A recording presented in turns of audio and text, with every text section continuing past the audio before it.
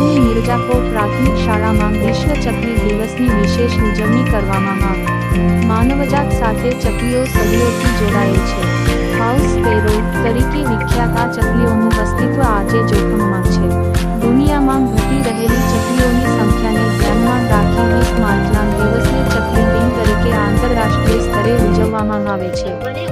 ચકલી બચાવો અભિયાન અંતર્ગત ઓલપાડ તાલુકાના ક્લસ્ટર રિસોર્સ સેન્ટર કરંજ સંલગ્ન મિર્જાપોર પ્રાથમિક શાળામાં આચાર્ય અંજના પટેલ તથા ઉપશિક્ષકો સોનલ બ્રહ્મભટ્ટ અને મિતેશ પટેલના માર્ગદર્શન હેઠળ બાળકોએ અવનવા સ્પેરો હાઉસ તૈયાર કરી શાળામાં વિવિધ જગ્યાએ સ્થાપિત કર્યા હતા।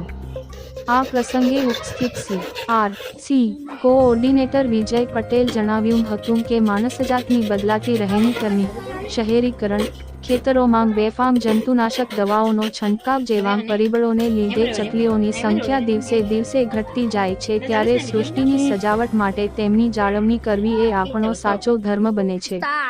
તેમણે આજના દિવસનું મહત્વ સમજી ચકલીઓ માટે માળાની વ્યવસ્થા કરી સાચા અર્થમાં ચકલીદિન સાર્થક કરવાનો પ્રયત્ન કરનાર મિર્જાપોર, કમરોલી, ભગવા, મંદરોઈ તથા અન્ય શાળાઓને અભિનંદન પાઠવ્યા હતા।